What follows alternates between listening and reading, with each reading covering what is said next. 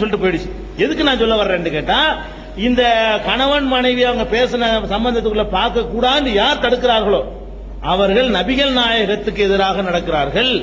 நபிகள் நாயகம் அனுமதிச்ச ஒன்றை தடுக்கிற அதிகாரம் யாருக்கும் கிடையாது. நபிகள் நாயகம் அது எஸ் சொல்லி இருக்கும்போது நோன்னு சொல்ற நான் யாரு? இதை நம்ம விளங்கிக் கொள்ளணும். அதனால பார்க்க மறுத்தார்களே ஆனால் அது குற்றம். முதல்ல பார்ப்பது நபி வழி, மார்க்கத்தில் விரும்பத்தக்கது. அதான் இஸ்லாம் எங்களுக்கு சொல்லித் தரக்கூடிய பாடம். அதுவும் விளங்கி விளங்கி மாறுவார்கள். நபிகள் நாயகம் சொன்னாங்க என்பது நாங்கள் எடுத்து சொல்லும் பொழுது அந்த மாற்றங்கள் வரும். கூடிய சீக்கிரத்தில் அந்த மாற்றங்களை பல ஊர்களில் கொண்டு வந்திருக்கிறோம். இங்க உள்ள மக்களும் இஸ்லாத்தை புரிந்து கொண்டு வருவார்கள். இரண்டாவது அவர் கேட்டாரு, ஒரு கருப்பு உடைய போட்டுட்டே இருக்கிறாங்களே, யாரு தாய் யார் தந்த சகோதரின்னு கூட தெரிய மாட்டேங்குது, அந்த அளவுக்கு போடுறாங்களே, இப்படித்தான் இஸ்லாத்தில் இருக்குதா அப்படின்னு கேட்கிறாங்க. இந்த கருப்பு உடைய தனியா விட்டுட்டு பெண்களுடைய ஆடை சம்பந்தமாக இஸ்லாம் சில ஒழுங்குகளை சொல்கிறது. இந்த கருப்போட நபிகள் நாயகம் காலத்தில் கிடையாது. ஆனால் இஸ்லாம் என்ன சொல்லுதுன்னு கேட்டா, ஆணும் பெண்ணும் உடை அணிவதில் சமநிலையில் இருக்கவில்லை இஸ்லாம் சொல்கிறது. உடை அணிகிற விஷயத்துல ஆணுடைய உடையும் பெண்ணுடைய உடையும் வித்தியாசமாக இருக்க வேண்டும்.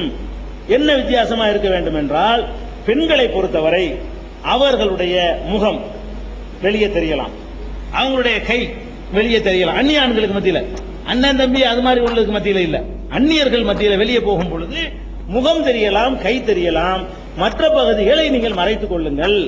இது பெண்களுக்கு இஸ்லாம் சொல்றது உண்மைதான். இதை என்ன செய்யறாங்கன்னா, இது பெண்களுடைய உரிமையை பறிக்கிற மாதிரியாக எடுத்துக்கொள்றாங்க. ஆனால் நல்லா நீங்க நினைச்சு பார்க்கணும், நம்ம சமூக அமைப்புல ஆணுக்கும் பெண்ணுக்கும் முற்போக்கு சிந்தனைன்னு பேசுறாங்களே, அவங்கள கூட எடுத்துக்கிறங்க. ஆண் அணிகிற அதே ஆடையை அணிகிறதுக்கு பெண்ணுக்கு அனுமதிப்பாங்களா? ஒரு ஆம்பளை அரை டிராயர் மட்டும் போட்டுக்கிட்டு சட்டையும் இல்லாம பனியனும் இல்லாம அவன் பாட்டுக்கு வெளியே போயிட்டு வருவான், வர முடியும்? அந்த முற்போக்கு சிந்தனை உள்ளவங்க அவங்க விட்டு பெண்ணுக்கு எப்படி கொடுப்பாங்களா? கொடுக்க மாட்டாங்க. தங்கச்சி கொடுக்க மாட்டாங்க, பொண்டாட்டி கொடுக்க மாட்டாங்க. அது எப்படிங்க அப்படிங்கிறாங்க. அப்ப என்ன விளங்குறோம்னு கேட்டா, ஆம்பளையும் பொம்பளையும் டிரெஸ் சமமா அணிய முடியாது. ஆம்பளை டிரெஸ் விட பொம்பளை டிரெஸ் என்ன இருக்கணும், வித்தியாசமா இருக்கணும். ஏன்னு கேட்டா, ஆம்பளையுடைய பார்வை அலை பாயக்கூடியது, பெண்ணுடைய பார்வை அலை பாயாது. ஒருத்தன் நானும் வாழ்க்கை அமைஞ்சிருச்சுன்னா அப்படியே செட்டில் ஆயிடுறது பெண்களுடைய நிலைமை. ஆண்கள் நிலைமை என்ன தெரியுமா? கிளி மாதிரி ஒரு பொண்டாட்டியை வச்சிருந்தா கூட குரங்கு மாதிரி ஒண்ணு வப்பாட்டி வேணும்னு சொல்லுவாங்க. பழமொழி இருக்கு. அது என்னன்னு கேட்டா, அழகா மனைவியோட போயிட்டு இருப்பான், போயிட்டு இருக்கும் போதே ஒருத்தர் எதுக்கு அப்படி பார்ப்பான், இப்படி ஒரு சைஸா பார்ப்பான். இது ஆம்பளை. அப்ப ஆம்பளைகளுடைய பார்வை அலமோதுற காரணத்தினால அந்த பார்வை எங்கையெல்லாம் அலமோதுமோ அங்கையெல்லாம் நீங்க கவர் பண்ணுங்க இஸ்லாம் சொல்லுகிறது. எங்க அலமோதுது? நீங்க சினிமாவுல எதையெல்லாம் அப்படி க்ளோஸ் அப்ல காட்டுறானோ அங்க அலமோதுன்னு விளங்கிற வேண்டியது. எந்த சினிமா காட்டும் பொழுது எங்க பம்பரம் விட்டு காட்டுறானோ, அப்படி காட்டுறானோ இல்லையா, ஆம்பளை போட்டு காட்டுறானோ, அதெல்லாம் அலமோதுது. இவன் ஆம்பளை ஈர்க்குதுங்கிறதுனாலதான் அப்படி பண்றான். என்ன மாதிரியான கோலத்தில் பொம்பளை விட்டு நம்மளை ஆம்பளை இளைஞர்களை சுண்டி இழுக்கிறானோ அது மறைக்கப்பட வேண்டிய பகுதி. அதனாலதான் நம்மளை கூப்பிடுறான், விளங்கிக்கணும். அப்ப அந்த மாதிரியான பகுதிகளை நம்ம பார்க்கிறோம். ஆம்பளை விட பெண்கள் குறைவா ட்ரெஸ் அணிகிறாங்க. அதிசயமா நம்ம இருக்குது. நம்ம ஆம்பளை எல்லாரும் உட்கார்ந்துக்கிறீங்க. ஒரே ஒருத்தர் நான் அந்த சபையில பார்த்தேன், அரை டிராயர் போட்டு நின்றாரு. ஒரே ஒரு ஆள் இந்த மொத்த சபையில. மற்ற எல்லாரும் என்ன பண்ணிருக்கீங்க? ஃபுல் பேண்ட் போட்டுட்டு இருக்கிறீங்க. இப்படித்தான் வெளியில இருக்கிறீங்க, இங்கே இருக்கிறீங்க, அல்லது லுங்கி கட்டிருக்கிறீங்க, வேஸ்ட் கட்டிருக்கிறீங்க. ஆனால் பெண்களை நீங்க எடுத்து பாத்தீங்கன்னு சொன்னா, இதுவரைக்கும் இந்த கவுனை போட்டுட்டு அவங்க தான் போறாங்க. யாரு கூடுதலாக மறைக்க வேண்டுமோ, நம்ம பேண்ட போட்டுட்டு சாதாரணமா போயிட்டு இருக்கிறோம். யாரு அதிகமாக மறைக்க வேண்டுமோ அவங்க என்ன செய்யறாங்க? உலகம் முழுசு நீங்க பாக்குறீங்க. வெளியில ரோட்ல நடந்து போனோம்னா ஆம்பளைக்கு கரண்ட கால் தான் தெரியுது, பொம்பளைக்கு தொட தெரியுது. அந்த மாதிரி டிரெஸ் அணிந்து கொண்டு சர்வசாதாரணமா என்ன செய்யறாங்க? வீதியில போறாங்க. நம்ம பார்வை அங்க போகுது. நம்ம பார்வை போகலன்னா நீங்க சொல்ல முடியாது. ரொம்ப ஓவரா போவாட்டாலும் மாறி நம்ம ஒரு சலனம் ஏற்படுத்தான் செய்யும். அப்படி இறைவன் படைச்சிருக்கிறான் மனிதனை, அதை நம்ம பார்க்கிறோம். அதே மாதிரி பெண்கள் என்ன பண்றாங்க? ட்ரெஸ் அணியும் போது இந்த கேப்ல இடையில தனியா அப்படி ஒரு கேப் விடுறாங்க. எழும்போது அந்த பகுதி வயிற்று பகுதியை மட்டும் என்ன செய்யறாங்க? அதனால என்ன நன்மை? ஏன் காட்டுறீங்க? அது காட்டுவதனால என்ன வாழ்க்கையில முன்னேற போறீங்க? அதை காட்டாவிட்டால் முன்னேற்றத்துக்கு என்ன தடை வந்துட போகுது? போறதில்லை. இப்ப நான் நின்று முன்னாடி பேசிட்டு இருக்கிறேன், முகமும் கையும் தான் தெரியுது. அது தெரிஞ்சுக்கிட்டு என்னால என்ன செய்ய முடியல? வர முடியுது, போக முடியுது. நம்ம நாட்டு பிரதமர் வாஜ்பாய் இருக்காரு, அவரு தொப்புல காட்டிட்டு தான் பிரதமரா வந்திருக்கிறாரா? இல்ல, அவரும் ஃபுல்லா கவர் பண்ணி தான் இருக்கிறாரு. பிரதமர் முதலமைச்சர் கருணாநிதி இருந்தாரு, ஆம்பளை அவர் முழுசா தான் ட்ரெஸ் பண்ணி இருக்கிறாரு. அப்ப கை எல்லாத்தையும் மறைச்சிக்கிட்டு இருக்கிறதுனால வாழ்க்கையை முன்னேற்ற தடுக்குமா? ஒரு ஆம்பளைங்க எந்த அளவுக்கு ட்ரெஸ் போடுறோமோ அதை விட பெண்கள் குறைவா போடுறாங்க. இஸ்லாம் என்ன சொல்லுதுன்னு கேட்டா, பெண்களை ஆண்கள் ரசிக்கக்கூடியவர்களாக படைக்கப்பட்டிருக்கிறார்கள். அவங்க பார்வை அலமோதுல என்ன நடக்கும் தெரியுமா? கூட்டத்தில் அலமோதுன்னு சொன்னா பார்வையோட நின்றும். ஒரு நேரம் இல்லாட்டி ஒரு நேரம் ஒரு பொம்பளை ஒரு ஆம்பளை மட்டுமே நேருக்கு நேரம் பார்க்கக்கூடிய ஒரு நிலைமை வந்தா அலமோதலோடு நிக்காது, இப்படி பார்ப்பான். யாரும் இல்லைன்ற உடனே வரம்பு மீறுவான்.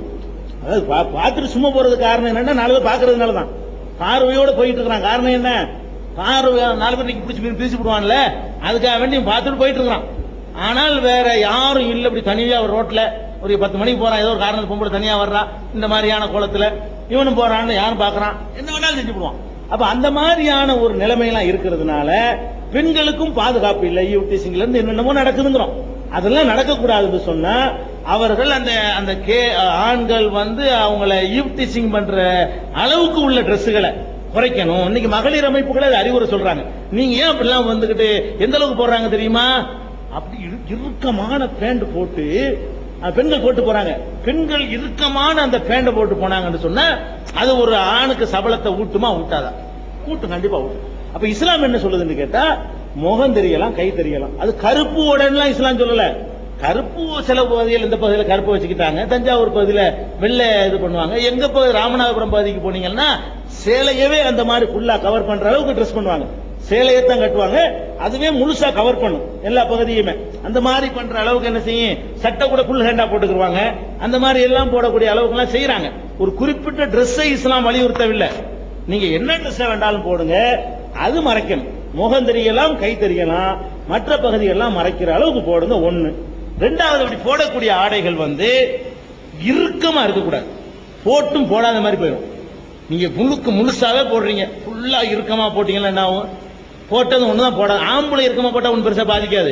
பெண்கள் இறுக்கமா போட்டாங்கன்னு சொன்னா அதுவே ஒரு மாதிரியான ஒரு சிந்தனையை ஆண்களுக்கு ஊட்டும். அது வேண்டாம். போடக்கூடிய அந்த டிரெஸ் கண்ணாடி மாதிரி இருக்கக்கூடாது. ஒன்னு இறுக்கமா இருக்கக்கூடாது. ரெண்டாவது உள்ளதை வெளிப்படுத்தி காட்டக்கூடிய மெல்லியது தெரியுமா இல்லையா, அது மாதிரி இருக்கக்கூடாது. ஆடை இந்த மாதிரியான ஒரு கண்டிஷனை இஸ்லாம் போடுறது உண்மைதான். அது நீங்க அந்த பகுதியில் உள்ள ஒரு சுடிதாரை கூட அந்த மாதிரி அழகான முறையில மறைக்கிற முறையில் அணிந்து கொண்டால் அது கூட போதுமானதுதான். ஒரு குறிப்பிட்ட கருப்பா தான் இருக்கணும், குறிப்பிட்ட வெள்ளையா தான் இருக்கணும் இஸ்லாம் சொல்லவில்லை. அதே நேரத்தில் சில பேர் முகத்தை அப்படி மறைத்து கொண்டு போகிறாங்க இல்லையா, அது குர்ஆன்ல அப்படி சொல்லப்படவில்லை. நபிகள் நாயகம் சொல்லல, அவங்களா அதை செஞ்சுக்கிட்டு இருக்கிறாங்களே தவிர குர்ஆன்லயோ நபிகள் நாயகத்தினுடைய பொன்மொழிகள்லயோ முகத்தை மூடிக்கிட்டு நீங்க யாருன்னு தெரியாம போங்கன்னு சொல்லப்படவே இல்லை. நபிகள் நாயகம் காலத்துல பெண்கள்லாம் வந்திருக்கிறாங்க, அவங்கள்ட்ட கேள்வி கேட்க வந்திருக்கிறாங்க. வந்த பெண்ணு இன்னார் தான் என்று அந்த சபையில் இருந்தவர் அறிவிக்கிறார். அப்ப முகம் தெரிய பத்தி அறிவிச்சிருக்கிறாரு. அப்படியெல்லாம் நிறைய சான்றுகள் இருக்கிறது. முகத்தை மறைக்க வேண்டும் என்று மார்க்கம் சொல்லல, அது இவங்களா உண்டாக்கிட்டது தான். ஆனால் கை முகத்தை தவிர மற்ற பகுதிகளை மறைச்சு கொள்ளுங்கள் அப்படின்னு இஸ்லாம் சொல்றது உண்மைதான். அதனால முன்னேற்றத்துக்கு தடை கிடையாது. அது நன்மையை தான் விளைவிக்கும், பாதுகாப்பை தான் உண்டாக்கும். அவங்களுடைய கற்புக்கு, ஒழுக்கத்துக்கு, எல்லா வகைக்கும் அது ஒரு செக்யூரிட்டியா தான் இருக்குமே தவிர கண்டிப்பா கேடு தரக்கூடியதா இருக்காதுன்னு இஸ்லாம் சொல்லுது. அவ்வளவுதான். நம்பர் 8.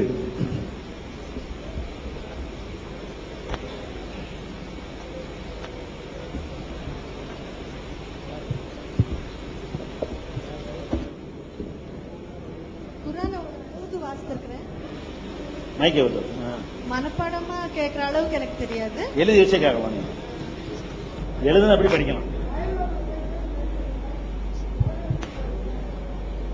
இங்கிலீஷ் குர்ஆன்ல டிரான்ஸ்லேஷன்ல Allah has sealed their hearts and ears, there is a veil over their eyes அப்படின்னு சொல்லி சூரா அல் பக்ரால 7th verseல இருக்குதுங்க.